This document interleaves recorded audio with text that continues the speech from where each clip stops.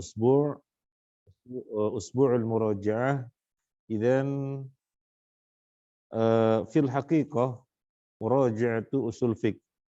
Lakin talaba minni ra'isul qaum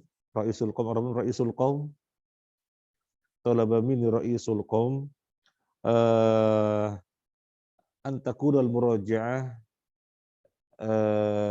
li al fiqh.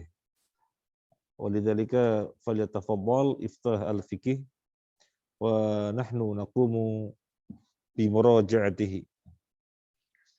Semestinya usul fiqh tapi diminta untuk murajaah fikih, maka monggo. Apa yang ingin dimurajaah monggo. Soal-soal sudah saya serahkan semua ya. Al-Wajiz fi aqidati salafis salih al-sunnah jamaah khalas. Usul fiqh khalas. Fikih khalas. Tarjamah lafziyah. Jadi nanti antum ada dapat ujian tarjamah lafziyah. Sementara ini mungkin belum maksimal, tarjamah lafziyah antum belum maksimal, tapi yang akhwat alhamdulillah bisa maksimal. Tapi nggak apa-apa, ikhwan juga dapat materi tarjamah lafziyah untuk mengetahui progres pembelajaran kita tentang kosakata Al-Quran itu seberapa jauh dan tentang sorofnya seberapa jauh. Nggak apa-apa, nanti setelah diketahui ada evaluasi. Karena ujian kan tujuannya untuk evaluasi.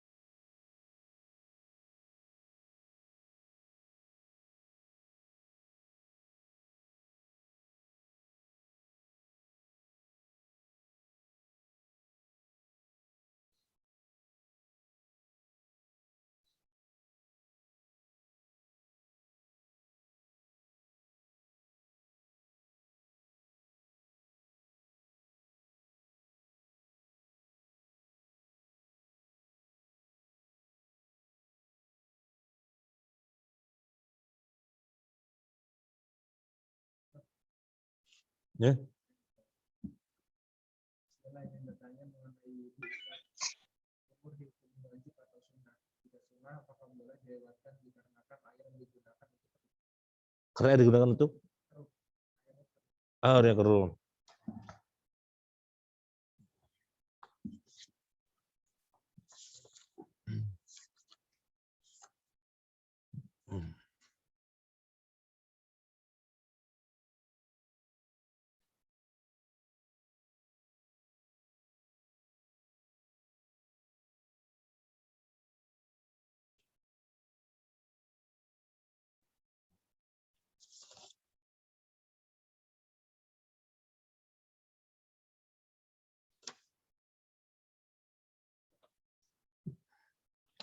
Bismillah, alhamdulillah, wassalatu wassalamu ala rasulillah, wa ala alihi wa ashabihi wa mawalah wa ba'd. Tentang berkumur-kumur. Dia hukumnya wajib apa sekedar sunnah. Sebenarnya terjadi perbedaan pendapat. Kalau kita mengkaji al-wajiz fi al-fiqih, ya, al-wajiz fi fiqh sunnah wa kitabil aziz, yang ditulis oleh Syekh Abdul Aziz Badawi, ada di sini bukunya, ya. Kan kita pernah mengkaji, ya. Di sana berkumur-kumur, madmadah, dan memasukkan air ke hidung, istinsyak, itu bagian dari wajah. Dan membasuh wajah hukumnya wajib. Dan itu bagian dari membasuh wajah. Itu bagian dari membasuh wajah. Maka hukumnya wajib. Sehingga orang tidak berkumur-kumur, tidak kumur-kumur, madmadah, tidak istinsyak, masukkan air ke hidung, nggak sah wudunya. Tetapi di dalam mazhab yang lainnya, bahwasanya yang wajib itu yang disebutkan di dalam Al-Quran. Ya ayyuhalladzina amanu idza qumtum ila sholati faghsilu wujuhakum wa aydiyakum ilal marafiqi wamsahu bi ru'usikum wa arjulakum ilal ka'bain. Apabila kalian hendak sholat, maka berwudulah dengan membasuh wajah, membasuh tangan, mengusap kepala, dan membasuh kaki. Nggak ada disebutkan kumur-kumur dan istinsyak. Enggak, kumur-kumur, madmadah, dan istinsyak, masukkan ke hidung tidak disebutkan. Sehingga yang wajibnya 4 saja. Wajah, tangan, kepala, kaki. Yang wajib 4 saja. Yang lainnya adalah sunnah. Tapi tidak demikian ijtihadnya Syekh Abdul Aziz Al-Badawi. Iya betul, wajah, tangan, kaki, kepala. Tapi kumur-kumur dan hidung bagian dari wajah. Bagian dari wajah. Sebagaimana telinga, dia juga bagian dari kepala. Sehingga semuanya wajib. Ini dalam fikihnya Syekh Abdul Aziz Badawi. Tetapi beda fikihnya Imam Syafi'i, mengatakan yang wajib hanya 4 tadi. Selainnya tidak wajib. Tapi di dalam fikih yang kita bahas, di sini disebutkan sifatil wudu. Sifat wudu, niat. Yang kedua, membaca bismillah. Yang ketiga, membasuh kedua telapak tangan 3 kali. Yang keempat, berkumur-kumur dan istinsyak 3 kali dengan 3 cabukan. Yang kelima, membasuh wajah 3 kali. Yang keenam, membasuh 2 tangan 3 kali sampai siku. Yang ketujuh, mengusap kepala dimulai dari depan sampai dikembalikan lagi. Kemudian yang kedelapan, memasukkan, kemudian masih kelanjutannya. Di lanjutan yaitu nomor 8, mengusap telinga. Kemudian yang ke-9, membasuh kaki. Dan di sini disebutkan sifat wudhu seperti ini. Dan tidak dirinci wajib apa sunnah, tidak dirinci. Dalam kitab yang kita bahas tidak dirinci wajib apa sunnah, tidak. Tapi sifat wudhu adalah ke sini keseluruhannya. Sifat wudhu adalah keseluruhannya dan tidak dirinci wajib apa sunnah. Ini dalam fikih Syekh As-Sa'di. Tidak menyebutkan wajib apa sunnah. Sekarang kalau kita kembali kepada usul fiqh yang sudah kita bahas. Yang sudah kita bahas apa? Al-khuruj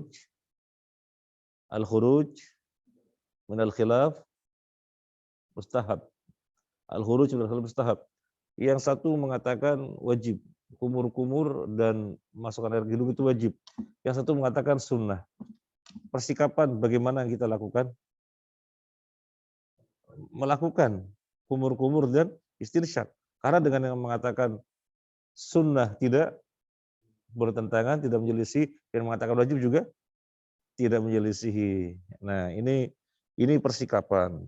Ya. Tetapi kemudian yang disampaikan airnya keruh. Keruh tidak jadi soal. Masalahnya membahayakan apa enggak gitu. Membahayakan apa enggak? Apa membahayakan? Pertanyaannya begitu. Mungkin sekedar cerita, saya pernah safar ke suatu daerah, airnya keruh sekali. Ada coklat, kayak banjir di sungai itu. Jadi itu yang untuk wudhu harian. Kita sendiri mau wudhu bingung. Kita sendiri mau wudhu bingung. Tapi orang-orang daerah itu biasa berwudhu. Baunya ya tanah. Mungkin coklatnya coklat tanah, ya, baunya ya tanah. Ya orang situ berwudhu biasa. Ya saya ngikuti orang situ. Nah, jadi tidak membahayakan. Kalau misalnya tidak terbiasa, zaman sekarang nggak terlalu masalah. Kan ada air mineral, ya, ada air mineral. Jadi untuk kumur-kumur dan masukkan air hidung pakai air mineral, nanti untuk untuk wajah air yang keruh itu. Atau mau air mineral semuanya nggak apa-apa, monggo. Kalau misalnya airnya banyak gitu ya. Tapi kalau misalnya airnya terbatas ya untuk kumur-kumur sama hidung pakai air mineral, baru untuk wajah dan seterusnya pakai air yang keruh. Jadi memang kita pernah safar ke daerah yang seperti itu. Bahkan pernah, mohon maaf melebarkan cerita, melebarkan bahasan, pernah ke suatu pulau, tapi pulau ini bukan di tengah laut, di tengah sungai. Sungai besar. Di tengahnya ada kehidupan, ada pulau di tengah sungai. Dan sungai ini bisa dilalui kapal. Di Sulawesi dulu, di Bone. Di sana, di pulau itu, ya mohon maaf, nggak ada toilet. Ya saya nggak ngerti, mungkin sekarang sudah maju sekarang mungkin ya. Sudah maju sekarang. Ya pengalaman perjalanan hidup. Nah, sudah ini clear?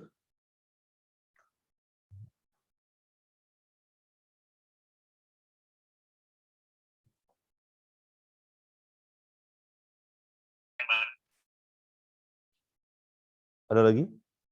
Belum.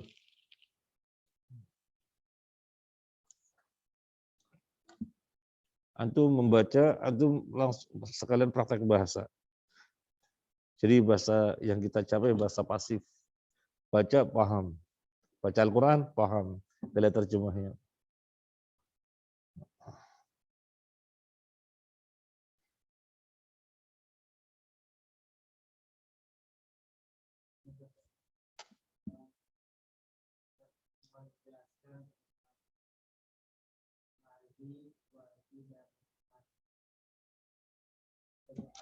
Perbedaan madhi, wadi, mani.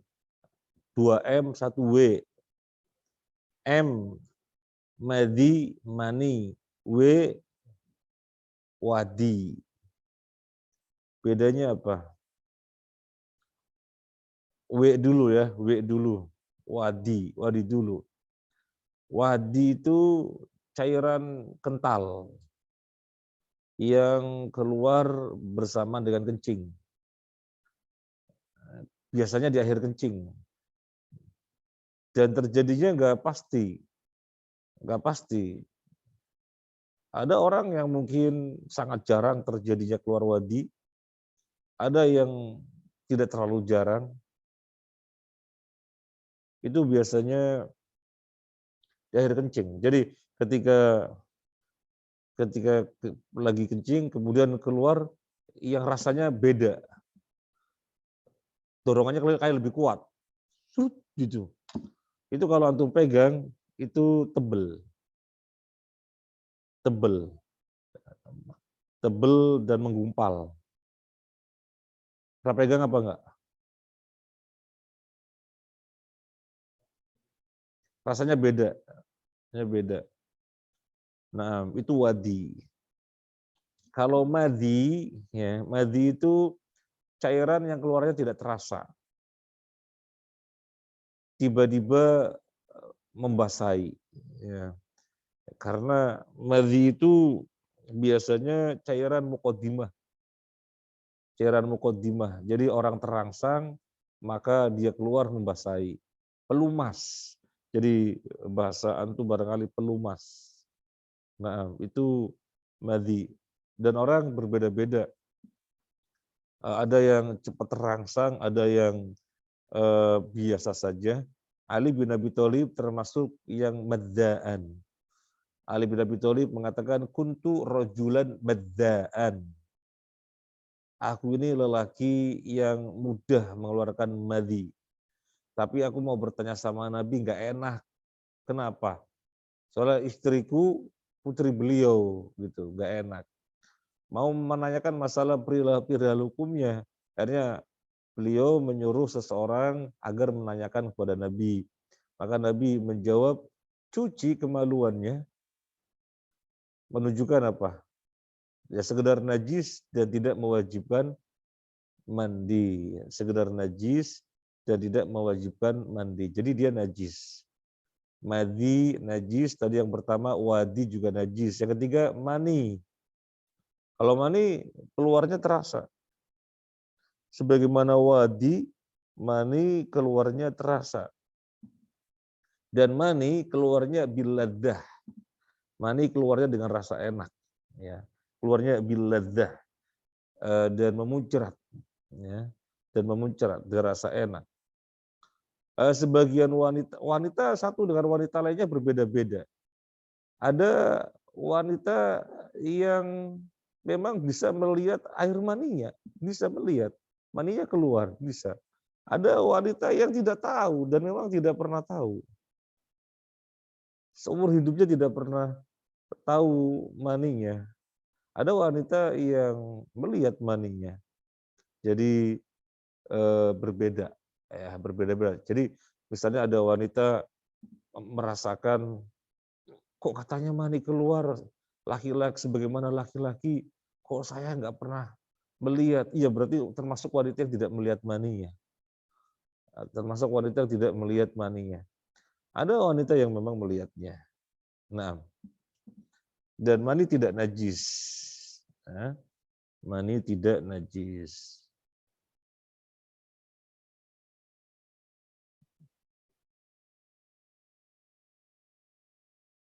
Jadi yang keluar dari jalan depan ya itu. Ada 3 macam. Wadi, madi, mani.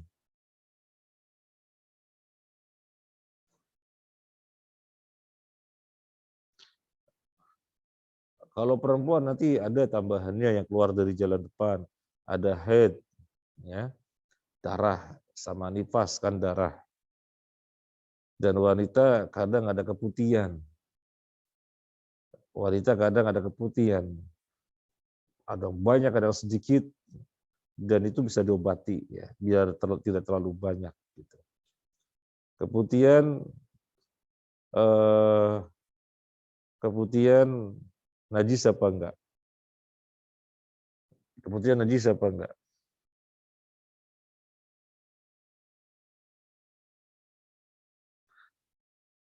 Ana dulu pernah ngasih PRA itu udah dijawab belum ya? Udah jawab belum? PRA apa dulu?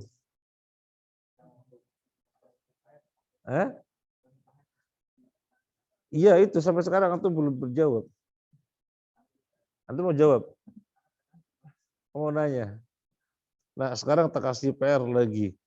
Keputihan najis apa enggak? Jadi wanita haid masuk masjid itu dulu PR yang pertama. Ya itu ya. Tambah PR lagi keputihan najis apa enggak? Lu kan nggak pernah dijelaskan, tantangan bagi antum untuk mencari.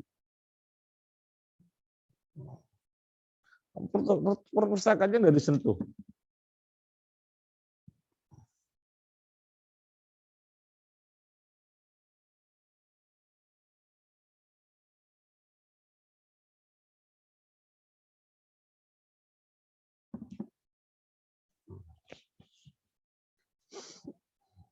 Ya, jadi PR-nya ada 2. Wanita haid masuk masjid gimana?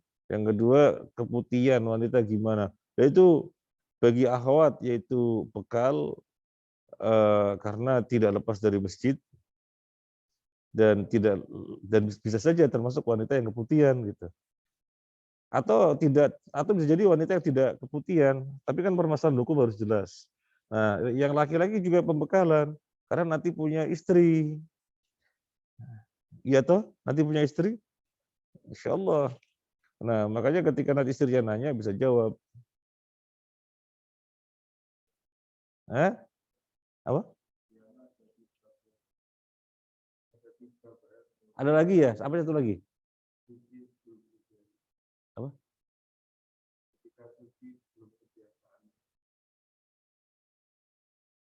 Suci.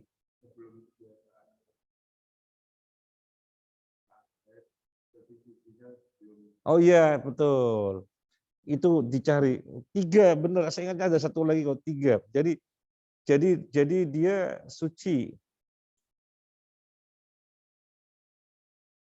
Jadi kan wanita haid itu kan misalnya biasanya 7 hari ya. Misalnya 7 hari. Tapi dalam perjalanan 7 hari tengah-tengahnya dia suci. Lah, ini baru hari ketiga kok suci. Suci, sudah menunjukkan suci. Suci itu ditandai dengan apa? Ya, darah sudah nggak keluar dan ditandai dengan cairan bening sudah apa namanya, sudah menunjukkan suci. Padahal baru 3 hari. Gimana? Padahal biasanya udah 7 hari, ini baru 3 hari udah suci. Nah, biasanya yang seperti ini, nanti hari keempatnya merah lagi. Hari kelimanya merah sampai hari 7. Jadi ada suci di tengah-tengah. Itu biasanya seperti itu. Karena biasanya 7 hari.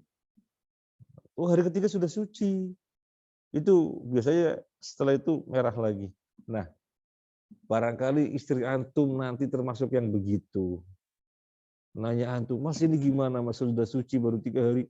Nggak tahu saya. Oh jangan. Cari jawabannya. Dulu di pesantren semacam ini namanya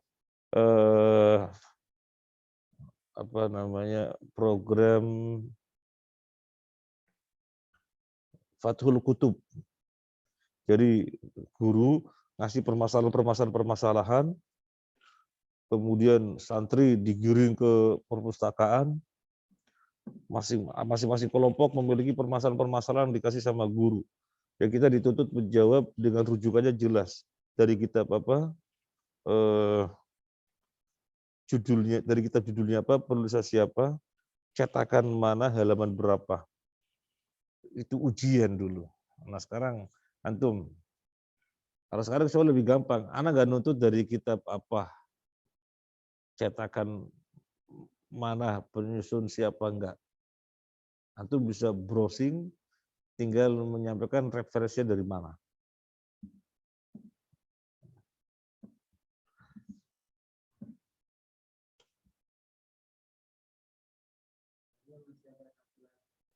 Ada lagi? Apa lagi? Anak ingatnya cuma itu. Hah?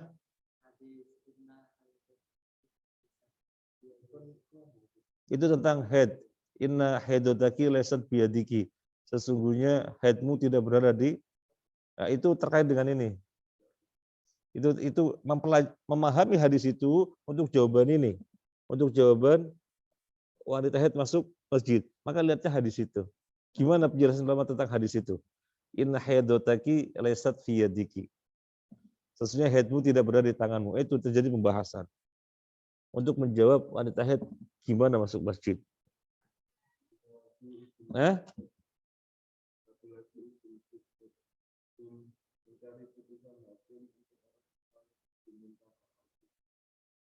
Mencari keputusan hakim untuk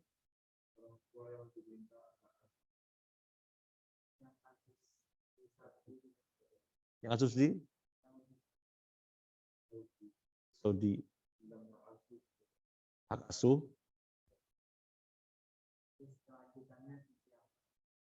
Oh, ada kisah di Saudi waktu itu ya. Ada kisah di Saudi. Kakak beradik bertengkar, merebutkan ngasuh ibunya. Kakak nggak terima, ibu harus ikut saya yang ngasuh, saya yang merawat. Si adik enggak, saya harus yang ngasuh, yang merawat. Sudah jawabannya gampang. Enggak apa-apa, sekarang antum tak ajak bicara.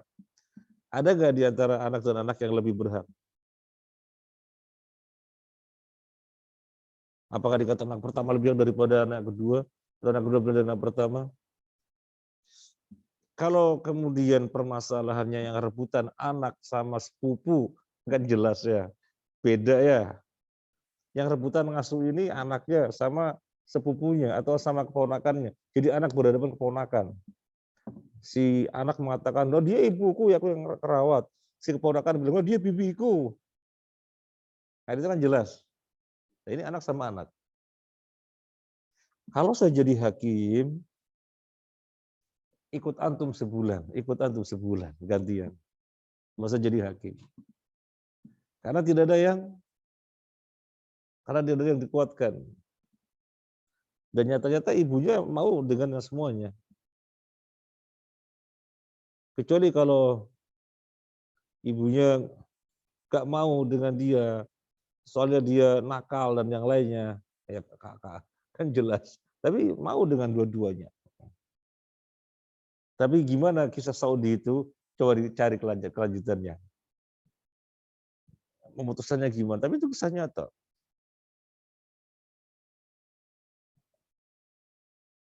Ya, berarti 4 ya. PR-nya 4. PR itu antum jawab itu loh. Kalau pas teman saya udah ketemu, gitu saya udah ketemu. Ini ditunggu-tunggu ada yang jawab. Ada yang nanya? Jawabin.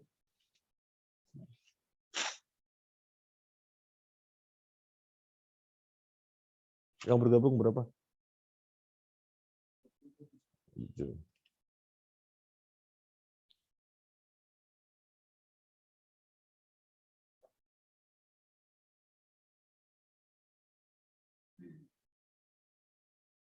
Yang di rumah, Mas Uul, Mas Fajar, Fajar Alam, Mas Uul, siapa lagi yang lagi pulang?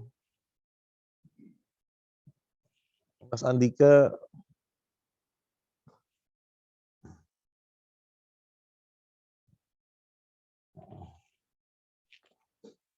Yang nggak punya kampung, Mas Alif. Bapak Ibu Sidoarjo, Surabaya. Nggak punya kampung. Mudik kemana? Nggak punya mudik.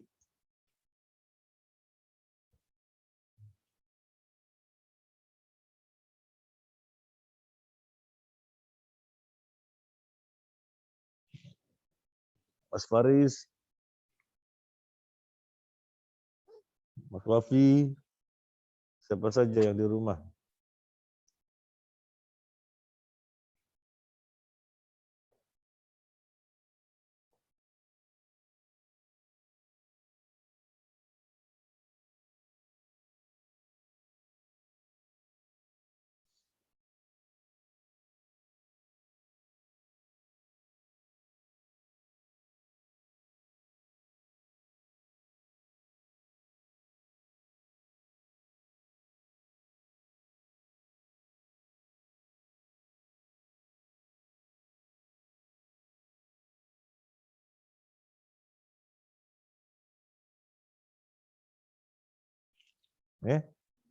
Gimana? Hukum? Hukum butuh di toilet. Hukum wudhu dalam kamar mandi itu ya. Gak ada masalah. Cuma kan tidak baca dzikir. Lalu bagaimana bagi yang memandang baca bismillah itu wajib? Kan kalau dalam fikih yang kita bahas sekarang, sifat wudhu adalah baca bismillah. Niat membaca bismillah, membasuh kedua telapak tangan dan seterusnya. Cuma memang tidak dirinci wajib atau sunnah. Tapi inilah sifat wudhu dalam fikihnya Sa'di seperti itu. Nah, kemudian ada pembahasan membaca bismillah ketika berwudu. Itu wajib apa sunnah? Ada yang mengatakan wajib, ada yang mengatakan sunnah. Kalau Syekh Abdul Adib Al-Badawi dalam kitab Al-Wajiz, baca bismillah hukumnya apa? Syekh Abdul Adib Al-Badawi dalam kitab Al-Wajiz, membaca bismillah hukumnya apa? Wajib. Nah, wajib. Sekarang kita kembali ke usul. Kaidah fikih maksudnya, kembali ke kaidah fikih. Al-khuruj minal khilaf mustahab. Satunya mengatakan wajib, satunya mengatakan sunnah. Atau berwudu membaca apa enggak? Membaca. Karena dengan membaca tidak bertentangan dengan mengatakan sunnah dan tidak bertentangan dengan mengatakan wajib. Kalau antum tidak membaca, ya memang dengan mengatakan sunnah enggak bertentangan. Tapi dengan mengatakan wajib bertentangan. Maka persikapan membaca. Entah kecenderungan antum itu wajib atau sunnah itu kan hak antum. Tapi persikapan adalah membaca. Nah, sekarang gimana dalam kamar mandi bagi orang yang memandang baca bismillah adalah wajib? Caranya gimana? Ya cuci tangannya di luar kamar mandi. Kita keluar kamar mandi, bismillah, niat, masuk ke dalam, lanjut. Jadi keluar satu langkah,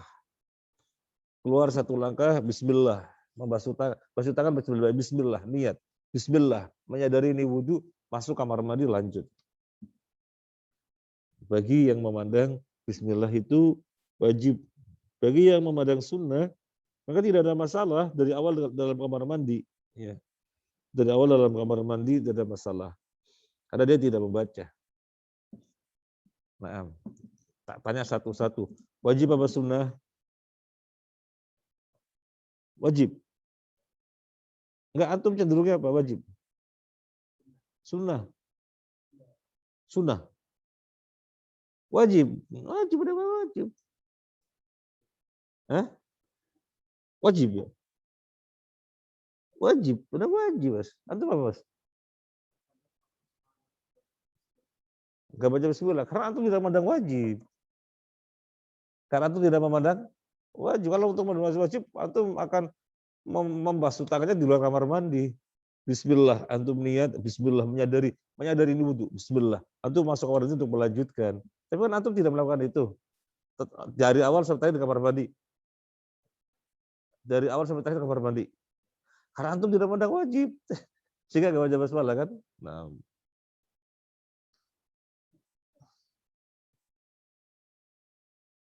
Ya, perbedaan semacam ini perbedaan yang mu'tabar ya, perbedaan yang memang masing-masing merujuk kepada dalil, tapi terjadi perbedaan sudut pandang. Semacam ini berlapang dada.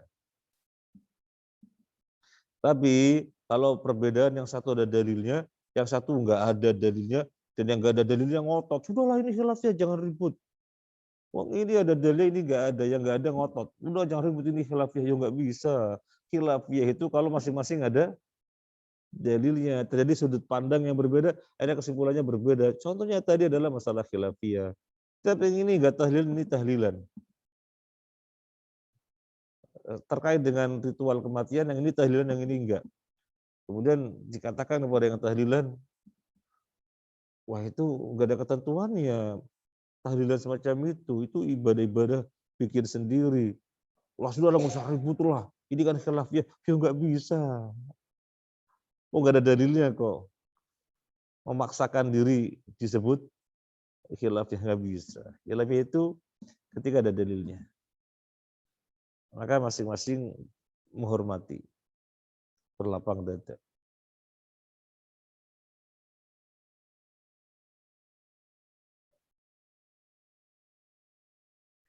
Kencing kucing najis, karena kucing kan nggak halal dimakan. Jadi binatang yang tidak halal dimakan kotorannya najis. Tapi kalau binatang yang halal dimakan kotorannya nggak najis. Bukan masalah kotor nggak kotor, tapi kan kotor. Ini bukan masalah kotor nggak kotor, masalah najis atau nggak najis. Kalau misalnya masuk masjid ini kambing sehingga mendilnya berserakan, ya kotor, bau ya bau, tapi nggak najis itu. Tapi najis. Seperti di Masjidil Haram, kotoran merpati banyak sekali. Karena kan merpati di sana kan nggak boleh dibunuh. Banyak sekali merpati. Banyak sekali di dalam masjid. Ya nanti ya dipel gitu. Cuma sebelum dipel itu banyak sekali kotoran.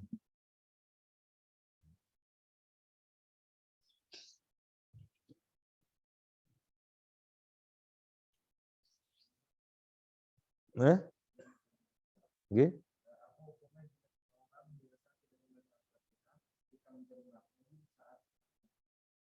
Tapi ketika imamnya itu dia mengatakan bacaan yang besar,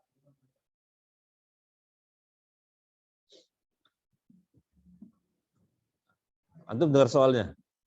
Dia makmum. Ada imamnya. Ketika imamnya jahar, dia nggak baca. Tapi khawatir imamnya Fatihahnya rusak. Akhirnya setelah imam dia tetap baca. Gimana? Yang pertama, masalah bacaan Fatihah bagi makmum. Apakah perlu? Apakah perlu, Pak? Ya, kalau sudah sholatnya sir seperti duhur asar, sholat sir duhur asar, ya imam dan makmum baca Fatihah sendiri-sendiri, kan sir.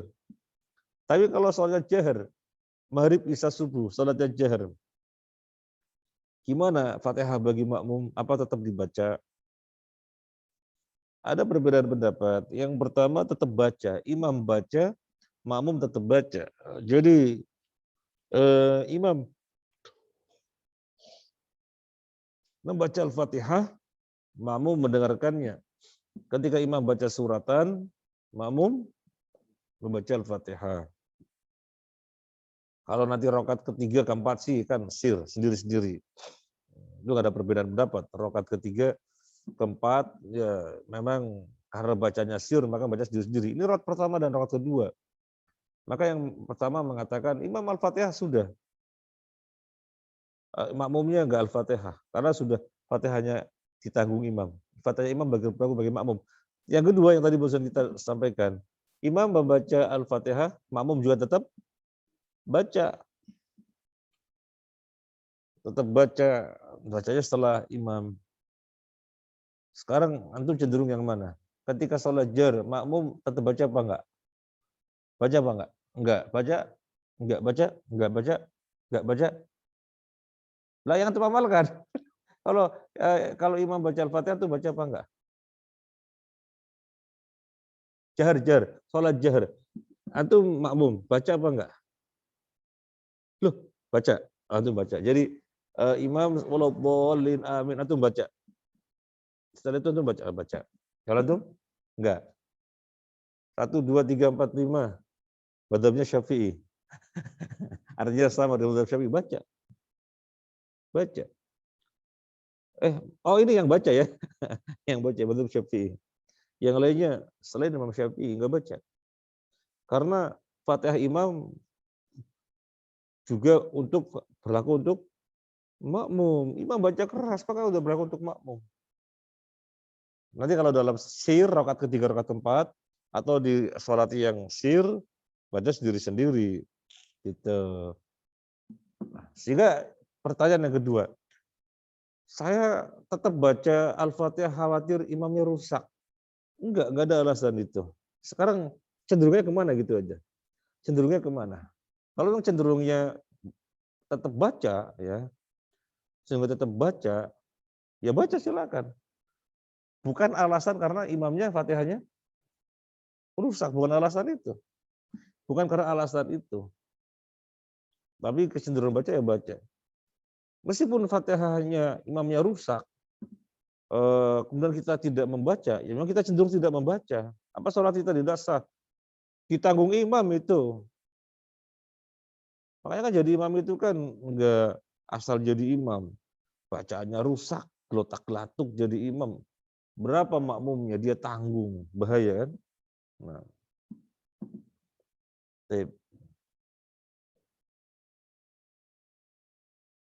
satu lagi kalau ada yang mau nanya, sudah jam 6:05, lewat 7.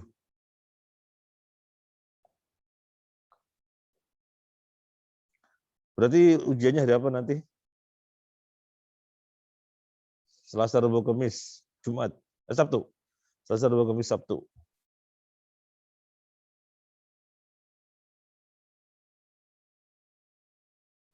Ini akhwat ada tambahan 2, sorof sama nahu sama adab akhlak. Yang senior junior ada beda pelajaran, ada sorof, ada nahu. Yang terus ada adab, pelajaran akhlak adab.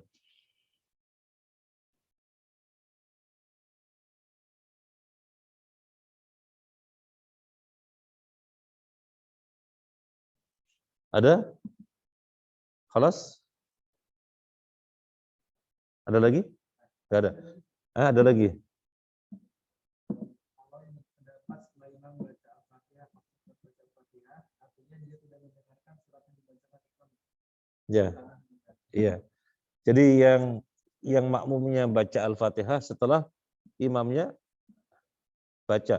Imam baca Al-Fatihah dia dengarkan. Nanti imamnya baca suratan, dia baru baca Al-Fatihah. Dia tidak mendengarkan bacaan suratan. Iya. Makanya itu dikritisi oleh pendapat yang pertama yang mengatakan bacaan imam itu merupakan bacaan makmum, sudah cukup bacaan imam merupakan bacaan makmum.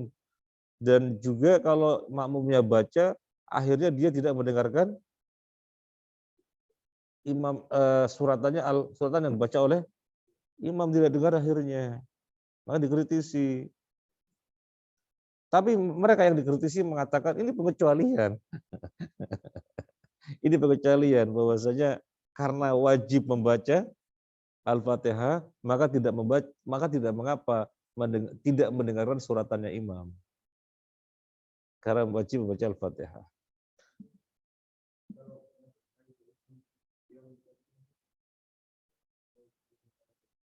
Hah?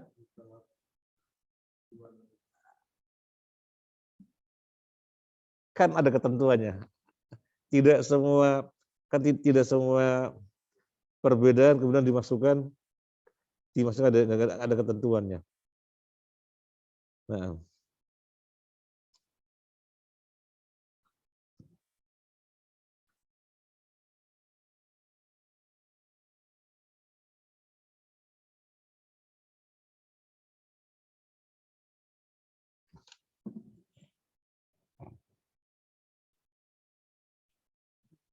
sudah sampai sini dulu. Insyaallah kita lanjutkan. Subhanakallahumma wa bihamdika asyhadu an la ilaha illa anta astaghfiruka wa atubu ilaik. Dengan ujian ini, dengan ujian nanti sekalian kita memastikan yang ikut ujian berapa orang, sehingga itu yang dikatakan aktif. Sehingga itu yang dikatakan aktif mengikuti kajian. Ini kan sudah 1 tahun lebih ya, 1 tahun lebih belajarnya nggak karu-karuan kan, karena masa pandemi gitu. Sebagian di rumah, dan ada 1 tahun full di rumah ya. Full ya, jadi makanya kita akan melihat ya. Kita akan melihat siapa saja yang sesungguhnya aktif gitu ya. Sehingga yang aktif itu yang sesungguhnya berhak untuk terus berlanjut. Untuk terus berlanjut. Dan sekarang kita pendaftaran santri mahasiswa baik yang putra putri, ikhwan akhwat, kita lebih ketat lagi. Jadi siap untuk 4 tahun ke depan tanda tangan. Tidak siap, jangan pernah tanda tangan. Dan itu ditandai dengan pembayaran yang 4 tahun sekaligus di awal. Atau barangkali ditakdirkan belum berkelapangan, boleh dalam 6 bulan pertama. Karena kita akan menjaga wibawa kegiatan belajar mengajar kita. Ya, jadi siap bergabung belajar bareng 4 tahun, ahlan wa sahlan. Nggak siap, jangan bergabung dan jangan pernah ditandatangani. Ini saja, terima kasih. Subhanakallahumma wa bihamdika asyhadu an la ilaha illa anta astaghfiruka wa atubu ilaik. Assalamualaikum warahmatullahi wabarakatuh.